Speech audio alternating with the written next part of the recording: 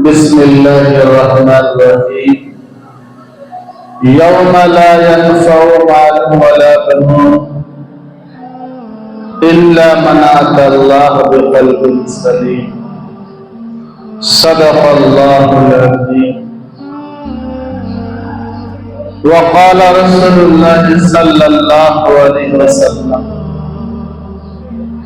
ألا إن في الجسد مضغة إذا صلحت صلح الجسد كله وإذا فسدت فسد الجسد كله ألا وهي القلب. اور كما قال رسول الله صلی اللہ علیہ وسلم. معزز سامعین کرام، اللہ تبارک و تعالیٰ کے نگاہ میں کلمہ پاک لا الہ الا اللہ محمد رسول اللہ صلی اللہ علیہ وسلم کی قدر و قیمت کیا ہے؟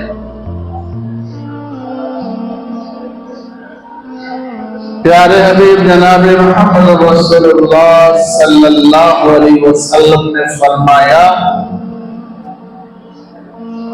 کہ ایک پلے میں زمین، آسمان اور اس کے بیچ کے ساری چیزوں کو رکھ دیا جائے، دوسرے پلے میں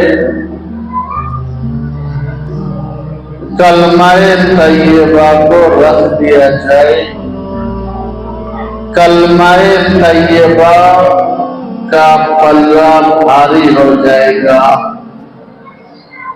اور یہ اتنا وزنی ہے، اتنا وزنی کلمہ ہے کہ اللہ تبارک و تعالیٰ نے اس کلمہ کو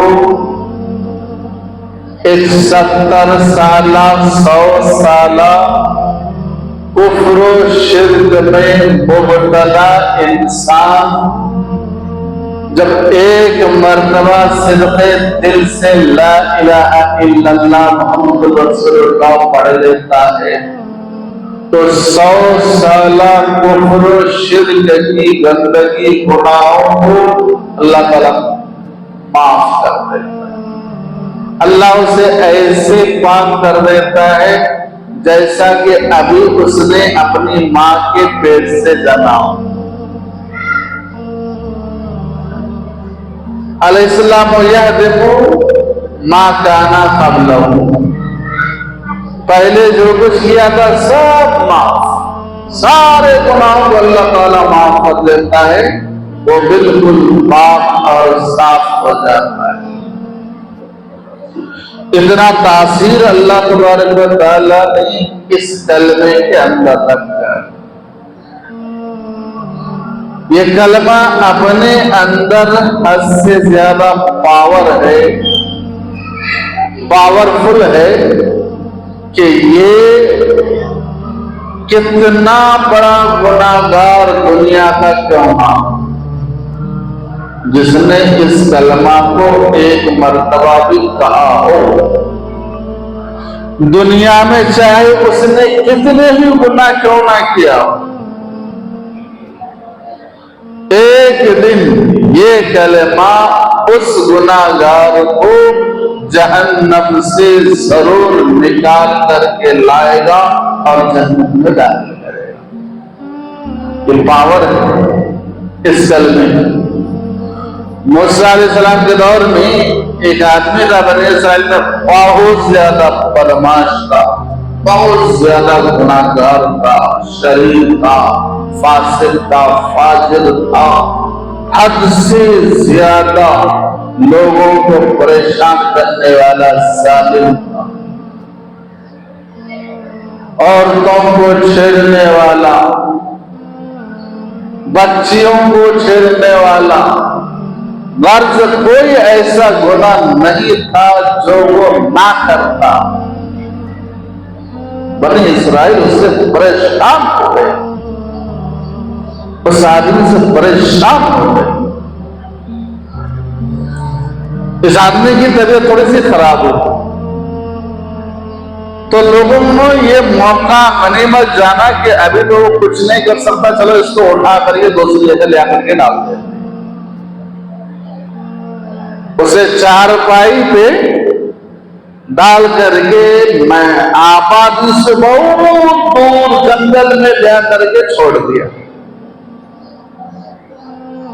جنگل میں چھوڑ دیا۔ اتنے سارے لوگ اس سے پریشان، ہر ایک پریشان، وہ ہمارے پاس رہنے کے لائق نہیں ہے، اسے جنگل میں جا کر کے چھوڑ دو تاکہ ہم صحیح سلامت رہ سکیں، ہماری بہن بیٹیاں صحیح سلامت رہ سکیں، ہم پر وہ ظلم نہ کر سکے، اس لیے اسے اٹھا کر کے جنگل میں لے کر کے ڈال۔ جنگل میں وہ ادھر ادھر دیکھا، اب کوئی بھی نہیں ہے، کہیں سے کسی آدمی کا پتہ نہیں، اس کی طبیعت اور بگڑنے لگی، ہیبت ہونے لگا، ڈر ہونے لگا، اب اسے موت سامنے دکھ رہا ہے، سامنے موت کو دیکھ رہا ہے۔ اس وقت وہ صدق دل سے کلمہ طیبہ لا الہ الا اللہ اس نے کہ اللہ تعالیٰ میں نے تو کوئی بھی نیکی نہیں کیا ہے، میں نے تو صرف اور صرف ظلم، جبر، بدماشی، عیاری، مکاری یہی کیا ہے، لوگوں کو میں نے ستایا ہے، اس لیے میں تو آپ کے قہر سے بچ نہیں سکتا، لیکن ہاں میں نے سنا ہے کہ آپ کی ذات بڑی عالیشان، آپ بہت عالیشان اور آپ کا کلمہ پاورفل ہے، میں اس کلمہ کا سہارا لیتا ہوں، میں توبہ کرتا ہوں، لا الہ الا اللہ پڑھا اور مر گیا۔ اور وہ گناہگار انسان لا الہ الا اللہ پڑھا، صدق دل سے پڑھا، پڑھتے ہی اس کی موت آ گئی۔ اللہ تبارک و تعالیٰ نے حضرت موسیٰ علیہ السلام کی طرف وحی بھیجا کہ موسیٰ میرا فلانا دوست الا ان اولیاء اللہ لا خوف، کہ اللہ کے جو ولی ہوتے اس کو کوئی خوف ڈر نہیں ہوتے، تو ولی دوست اسے اللہ تعالیٰ اپنا دوست قرار دے رہا ہے، کہ فلانی جگہ پر میرا ایک دوست ہے، اس کا انتقال ہو گیا، جاؤ جا کر کے اس کی دفن کرو، اس کی جنازے کی نماز پڑھاؤ، اور بنی اسرائیل میں یہ اعلان کر دو جو کوئی اس کی جنازے میں شریک ہوگا میں اس کی بھی مغفرت کر دوں۔ یہ کتنی بڑی بات ہے، کتنی بڑی نعمت ہے یہ، کوئی شخص کسی کی جنازے میں صرف حاضر ہو جائے اور اللہ تعالیٰ یہ کہے کہ میں اسے معاف کر دوں گا، یہ کتنی بڑی نعمت ہے یہ۔ بنی اسرائیل نے جب یہ اعلان سنا موسیٰ علیہ السلام سے کہ اس شخص کے جنازے میں صرف حاضر ہونے سے ہماری مغفرت ہو سکتی ہے، موسیٰ علیہ السلام اور بنی اسرائیل بھاگے اس طرف جہاں کا اللہ تعالیٰ نے ایڈریس بتایا تھا۔ موسیٰ علیہ السلام بنی اسرائیل گئے، وہاں پہ جا کر کے دیکھا تو دیکھ کر کے سب لگ رہے، سب پریشان ہو گئے، ارے یہ تو ہمارے بستی کا وہ گناہگار شخص جو ہمارے بستی میں ساری گناہیں کرتا تھا، یہ تو وہ شخص ہے۔ موسیٰ علیہ السلام نے فرمایا کہ اللہ تعالیٰ کیا ماجرا ہے؟ ماجرا تو سمجھ میں نہیں آیا، بستی والوں نے تو اسے زبردستی لا کر کے آبادی سے باہر اسے ڈال کے رہا تھا، سارے بستی والے اس سے پریشان۔ اللہ تعالیٰ نے وحی کے ذریعے سے موسیٰ علیہ السلام کو بتایا کہ موسیٰ، اس نے ہر ظلم کیا ہے، ہر گناہ کیا ہے، لیکن اس نے جو توبہ کی تھی بہت پکی توبہ کیا تھا، اس نے میرے طرف دوستی کا ہاتھ بڑھایا، اب یہ میرا دوست بن گیا، اس لیے اس کی دفن کرو، اور میرا وعدہ پکا ہے اس کی جنازے میں جو بھی شریک ہوگا میں اس کی بھی سارے گناہوں کو معاف کر دوں گا۔ کلمہ، یہ کلمہ اپنے اندر کیا پاور رکھتا ہے۔ آج یہ کلمہ ہماری زبان میں تو ہے لیکن ہمارا دل اس سے ناآشنا۔ قرآن کریم میں اللہ تعالیٰ فرماتے ہیں یوم لا ینفع مال ولا بنون، قیامت کے دن مال اولاد یہ دونوں بھی کام آنے والے نہیں ہیں۔ مال اولاد ان دو چیزوں کا قرآن کریم میں خاص جگہ پر تذکرہ، یہی دو چیز انسان اس کے پیچھے پڑ کر کے اپنے آپ کو تباہ کر لیتا ہے، اولاد کے چکر میں، مال کے چکر، مال کے چکر میں بڑھ کر کے حرام کرنے لگتا ہے، حلال سے دور ہو جاتا ہے، اولاد کے چکر میں عبادات سے دور ہو جاتا ہے۔ یہ دو چیزوں کی وجہ سے اللہ تعالیٰ نے فرمایا کہ یہ دونوں چیز بھی کام آنے والی نہیں۔ دوسری جگہ پر اللہ تعالیٰ فرماتے ہیں یوم یفر المرء من اخیہ وامہ وابیہ وصاحبتہ وبنیہ،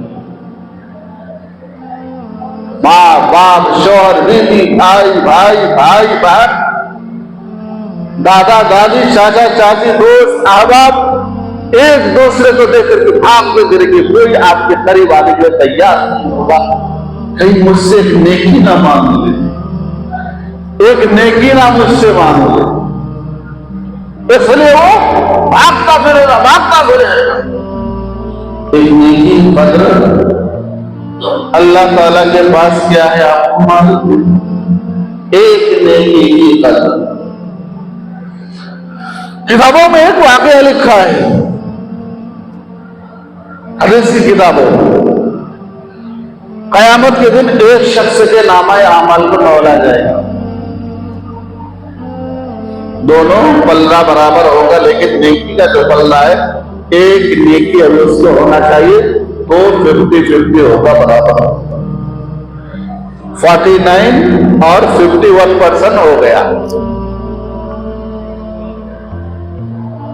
تو 51% ہونا چاہیے نیکیاں، یا کم سے کم 50% ہونا چاہیے، ایک نیکی ہونا چاہیے، تو یہ شخص جنت کا حقدار بن جائے گا۔ اللہ تبارک تعالیٰ کہے گا کہ جاؤ ایک نیکی تلاش کر کے لاؤ، ایک نیکی تلاش کر کے لاؤ، میں تمہیں جنت دوں گا۔ یہ بھاگتا ہوا پہلے اپنے باپ کو پہنچائے گا، ابو جان آپ مجھے دنیا میں کتنے چاہتے تھے، کتنی محبت کرتے تھے، میرے لیے کیا کیا نہیں کرتے تھے، مجھے ایک نیکی کی ضرورت ہے، ایک نیکی مجھے دے دی۔ ابو جان کہیں گے کہ میں نے دنیا میں یہ سب کچھ کیا تھا، میرا وہ فریضہ تھا، یہاں پر میں نیکی نہیں دے سکتا، میرا کم ہوا تو میں کیا کروں گا۔ امی جان کے بعد جائے گا، امی جان آپ نے 9 مہینے تک مجھے اپنے پیٹ میں رکھا، اپنے خون کو دودھ بنا کے دیا، پلایا، اور مجھے اتنی محبت کی، میرے لیے تو آپ تڑپ جاتی تھی۔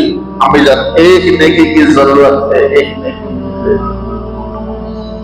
امی جان کہیں گی وہ میرا فریضہ تھا دنیا میں تم سے محبت کرنا، وہ میں نے کیا، یہاں پر میں نیکی نہیں دے سکتی تھی۔ آئیے ان کے پاس جائے گا، آپ میرے اوپر جان چھڑکتے تھے، میرے پیدا ہونے پر آپ کتنا خوش ہوئے تھے، ایک نیکی دے دو، نہیں دے گا۔ بہن سے پوچھے گا، بہن نہیں دے گی، دادا سے پوچھے گا، دادا نہیں دے گا، دادی نہیں دے گی، نانا نہیں دے گی، نانی نہیں دے گی، دوست احباب جتنے پہچانت کے لوگ تھے ہر ایک سے صرف اور صرف ایک نیکی مانگے گا۔ کوئی دینے کے لیے تیار نہیں، کوئی دینے کے لیے تیار نہیں، کوئی دینے کے لیے تیار نہیں، ایک نہیں۔ یہ شخص تھک ہار کر کے افسردہ حالت میں پھر میدان محشر میں میزان کے پاس جا رہا ہوگا۔ بس ایک شخص ملے کیا پڑا، اتنا افسردہ کیوں ہو؟ تو یہ افسردہ شخص کہے گا کہ بھائی دیکھو، صرف ایک نیکی کی ضرورت، ایک نیکی کی ضرورت ہے، میرے سارے رشتہ دار یہاں پر موجود ہے، کوئی مجھے ایک نیکی دینے کے لیے تیار نہیں، ایک نیکی دینے کے لیے کوئی مجھے تیار نہیں۔ اب میرے لیے تو جہنم پکا ہے، یقین۔ اللہ نے کہا تھا کہ ایک نیکی لے کر کے آؤ، میں نہیں لا سکا، کوئی میرے کو نہیں دے رہا ہے۔ تو وہ شخص جو اس سے بات کر رہا ہے، اس کے پاس صرف ایک نیکی ہے اور 99% اس کے پاس گناہ ہے۔ صرف ایک ہی نیکی ہے اس کے پاس اور باقی پورا گناہ ہی گناہ ہے۔ یہ شخص سوچے گا کہ میرے پاس تو صرف ایک نیکی ہے، سارے گناہوں کے انبار ہے میرے پاس، مجھے تو ہر حال میں جہنم جانا ہی ہے، یہ ایک نیکی کی وجہ سے جہنم بھیجا جا رہا ہے، میرے پاس تو صرف گناہ ہی گناہ ہے، نیکی صرف ایک ہے، میں تو ہر حال میں جہنم جاؤں گا۔ میرے پاس ایک نیکی ہے، یہ نیکی لے کر کے جاؤں، وہ نیکی دے گا، یہ نیکی لے کر کے بھاگے گا، اس کو شکریہ تک نہیں کرے گا۔ جس نے اسے ایک نیکی دیا اس کو شکریہ تک نہیں کرے گا، نیکی لے کر کے بھاگے گا، جائے گا۔ اللہ تعالیٰ اس سے پوچھیں گے کہ بتاؤ کس نے تمہیں نیکی دیا؟ اللہ تعالیٰ کو سب کچھ معلوم ہے کہ اللہ تعالیٰ، میں ابا جان کے پاس گیا، امی جان کے پاس گیا، بھائی جان کے پاس گیا، بہن کے پاس گیا، دادا دادی چاچا چاچی پھوپھا خالو نانا، یہ سارے رشتے دار، دوست احباب، یہ سارے رشتے دار ہر ایک کے پاس گیا، کوئی مجھے ایک نیکی نہیں دیا۔ یہ کون دیا؟ ایک بھلا انسان نے مجھے دیا۔ کون وہ بھلا انسان ہے؟ بلا کر کے لے کے آؤ۔ اب یہ جائے گا اس انسان کے پاس جس کے پاس صرف گناہ ہے، صرف ایک نیکی تھی جو اب اس کو دے دیا، اس کو بلا کر کے لے کے آئے گا۔ اللہ تعالیٰ اس سے پوچھے گا تم نے اسے ایک نیکی کیوں دے دی؟ وہ انسان کہے گا اللہ تعالیٰ آپ نے میرے لیے تو جہنم کا فیصلہ کر دیا، میرے لیے جہنم تو پکا ہے، اس ایک نیکی سے ایک آدمی جنت جا سکتا تھا، اس لیے میں نے اپنی اس نیکی کو اس آدمی کو دے دیا کہ میں نہ صحیح کم سب یہ تو جنت چلا جائے۔ اللہ تعالیٰ نے کہا کہ یہ میری صفت ہے، عطا کرنا، الوہاب، عطا کرنا یہ میری صفت ہے، تم نے اس صفت کو یہاں اختیار کیا، اس لیے میں تمہیں اور اس سے دونوں کو معاف کرتا ہوں، دونوں کے لیے جنت کا فیصلہ کرتا ہوں۔ یہ نیکی کی قدر و قیمت کیا ہے؟ نیکی کی قدر و قیمت اللہ تعالیٰ کے پاس آپ اندازہ لگا سکتے ہیں اس واقعہ سے۔ تو اللہ تبارک و تعالیٰ فرماتے کہ یوم لا ينفع مال ولا بنون، مال اور اولاد کوئی کام آنے والے نہیں، کوئی کام آنے والے نہیں اللہ کے بعد، الا من اتى اللہ بقلب سلیم، جو اللہ کے پاس قلب سلیم لے کر کے آئے گا۔ قلب سلیم ایسا دل جو کلمہ سے لبریز ہو، جو کلمہ پاک کے حق کو جانتا ہو، کلمہ طیبہ کے حقوق کو وہ ادا کرتا ہو، ایسا قلب ہے قلب سلیم۔ اس قلب کی اللہ تعالیٰ کے پاس قدر و قیمت، یہ صفت اگر ہمارے دل میں اتر جائے تو اللہ تبارک و تعالیٰ کے پاس ہمارے بہت قدر و قیمت ہے، اور اگر یہ صفت ہمارے دل میں نہیں اترا ہے تو خرد نے کہہ بھی دیا لا الہ تو کیا حاصل، دل و نگاہ ایمان تو کچھ نہیں۔ لا الہ لا الہ کتنا بھی کہتے رہو، لیکن لا الہ الا اللہ محمد رسول اللہ کے حق ادا ہی نہ کریں، بیکار بیکار ہے، کوئی فائدہ نہیں، کسی کام کے نہیں ہے۔ تو یہ کلمہ انسان کے اندر انقلاب پیدا کرتا ہے۔ قرآن کریم میں اللہ تبارک و تعالیٰ نے فرمایا ہے ان الملوک اذا دخلوا قرية افسدوها جعلوا عزة اهلها اذلة وكذلك يفعلون۔ جب کوئی بادشاہ فاتح بن کر کے کسی ملک میں داخل ہوتا ہے، وہاں کی آبادی میں تحس نحس کرتا ہے، وہاں کے عزت دار لوگوں کو ذلیل کر دیتا ہے، اور یہ شروع سے ہوتا ہوا آیا ہے۔ اس کا یہ مفہوم ہے، یہی اس کا مطلب ہے۔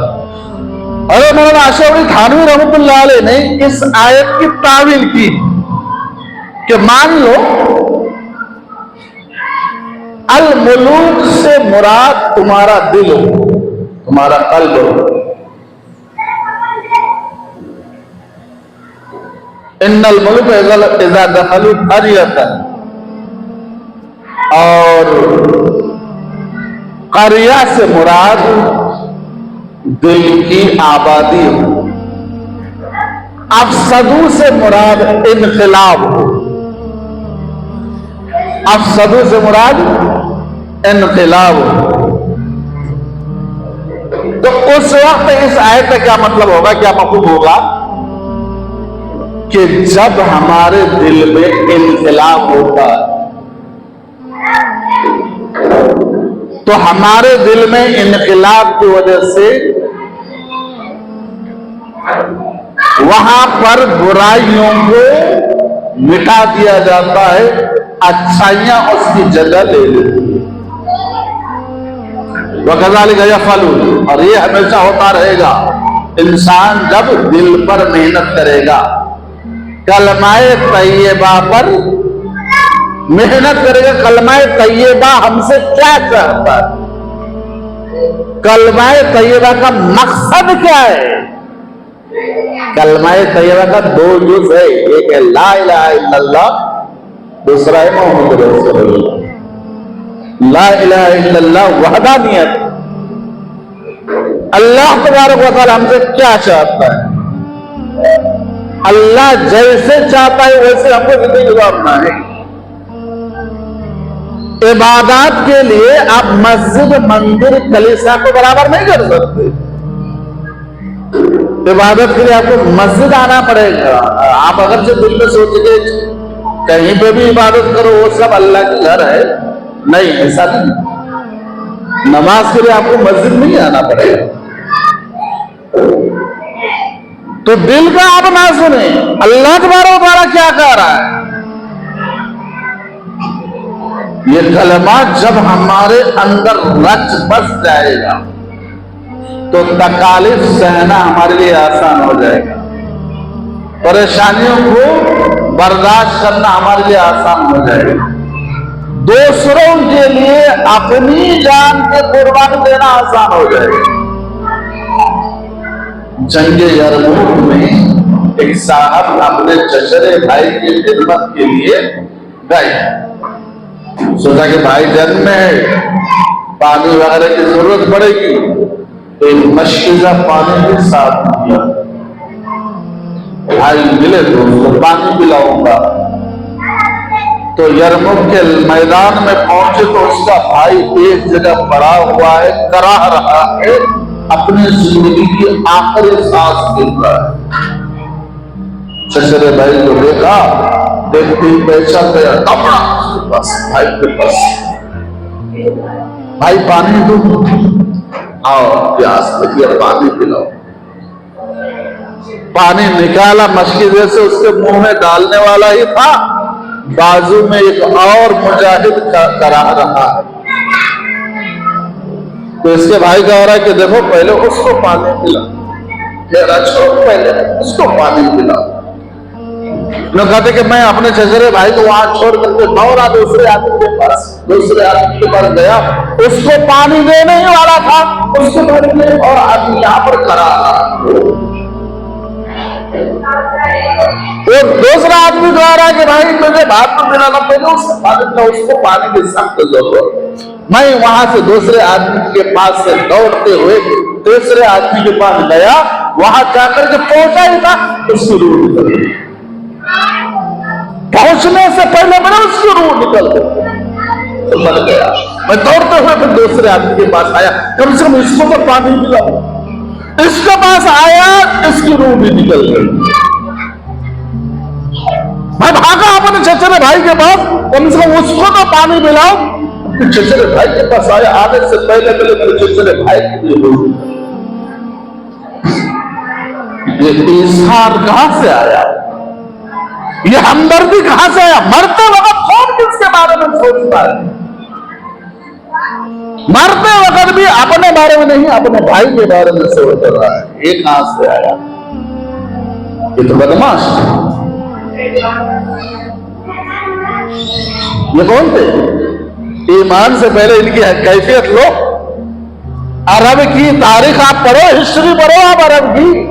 बदमाश, एक नंबर बदमाश, मक्कार, चालबाज, सूदखोर, शराबी, अय्याशी, यही इनकी फितरत थी ना। बच्चियों को जिंदा मार देते, जिंदा बच्चियों को मार देते, ये इनकी कैफियत थी।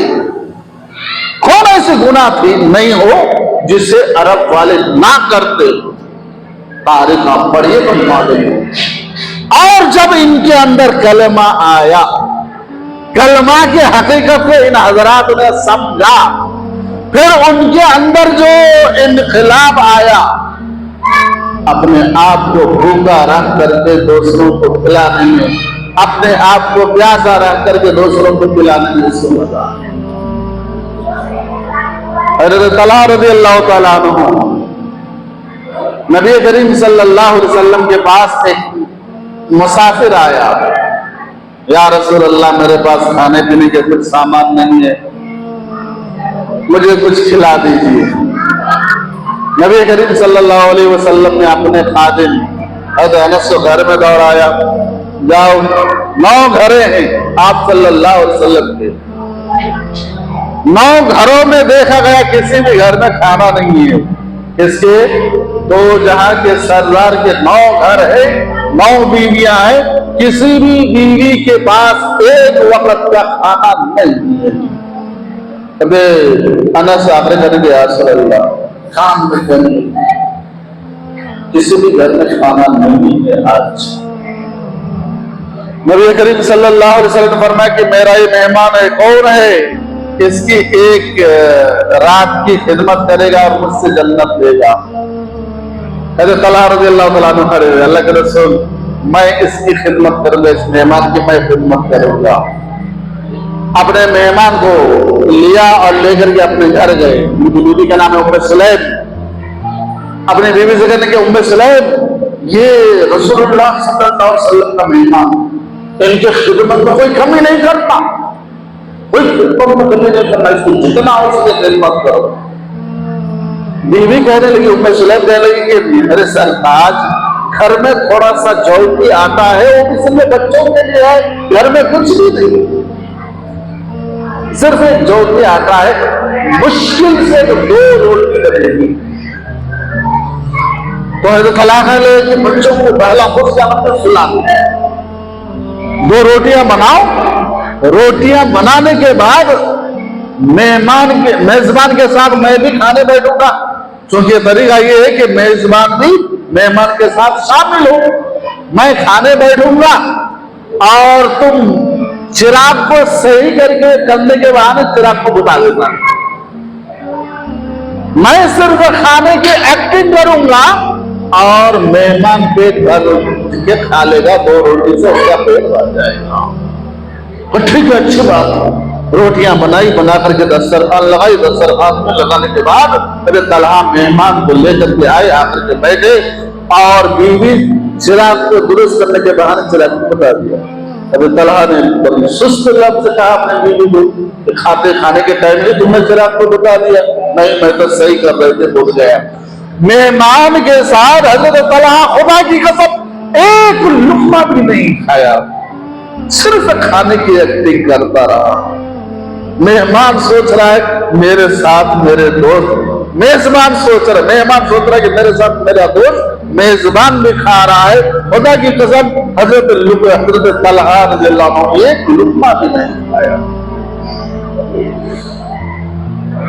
دوسرے دن حضرت طلحہ رضی اللہ تعالیٰ عنہ مسجد نبوی آئے، نبی کریم صلی اللہ علیہ وسلم مسکرا رہے ہیں اور فرمایا کہ طلحہ مبارک ہو، اللہ تبارک و تعالیٰ کو تم دونوں میاں بیوی کی ادا اتنا پسند آیا، اللہ تبارک و تعالیٰ کو ہنسی آ گئی۔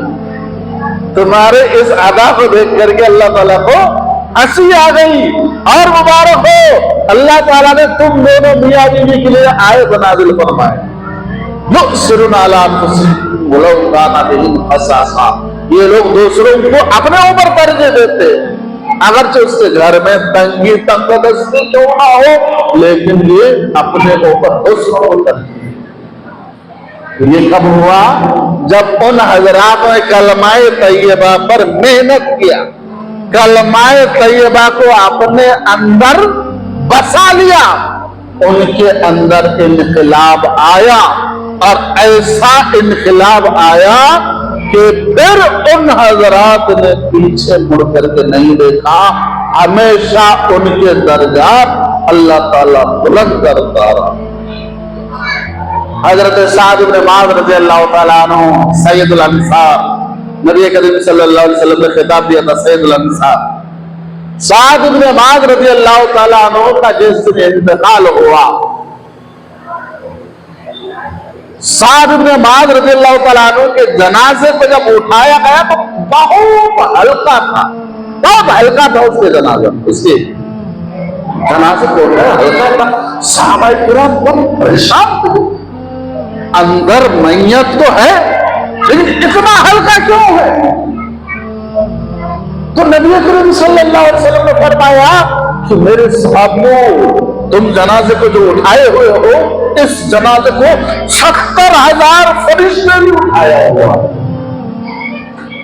ایک دو نہیں، 70,000 فرشتے سعد بن معاذ کے جنازہ کو تھاما ہوا ہے۔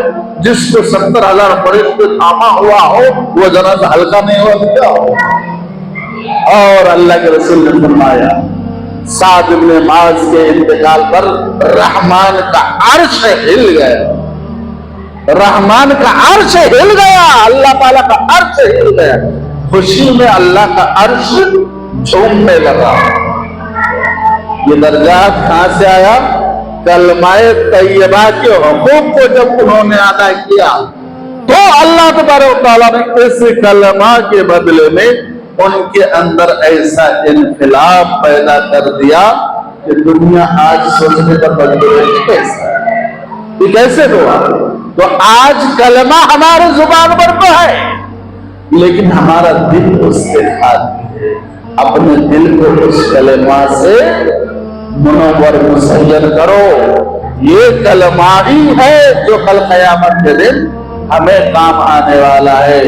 اس لیے اللہ تعالیٰ فرماتے ہیں یوم لا ینفع مال ولا بنون، یہ مال، یہ اولاد جس کے لیے ہم نماز تک چھوڑ دیتے، جس کے لیے ہم حلال تک چھوڑ دیتے، جس کے لیے ہم دوسروں سے لڑ جاتے ہیں، ان مال اور ان اولاد کی وجہ سے جس کے لیے ہمارے پاس عبادات کے وقت نہیں ہے، یہ دونوں ہمیں کام آنے والا نہیں ہے۔ قرآن کا یوم لا ینفع مال ولا بنون، نہ مال کام آنے والا ہے نہ اولاد کام آنے والی ہے، الا من اتی اللہ بقلب سلیم، ہاں جو قلب سلیم لے کر کے میرے پاس آئے گا، سچا دل، پاک صاف دل لے کر کے میرے پاس آئے گا، اس کی قدر و منزلت ہے۔ میرے آقا صلی اللہ علیہ وسلم نے فرمایا کہ یاد رکھو تمہارے پاس، تمہارے جسم میں ایک گوشت کا ٹکڑا ہے، جب وہ صحیح رہتا ہے पूरा जिस्म सही रहता है। जब उसमें फसाद आता है पूरा जिस्म फसाद हो जाता है, खराब हो जाता है। याद रखो वो है दिल। जब दिल सही रहे तो पूरा जिस्म सही रहेगा। दिल में अगर हार्ट अटैक आ गया तो अचानक हार्ट अटैक आ गया, दिल का धड़कना बंद हो गया, जिस्म खुद ब खुद बंद हो जाएगा। बस यही मिसाल है तुम्हारे लिए। कलमा तैयबा ऐसे ही तुम्हारे लिए नुस्खा हसीन है। दुआ है अल्लाह ताला से अल्लाह ताला हमें कलमा तैयबा के हकीकत को जानने, उस पर अमल की तौफीक अता फरमाए।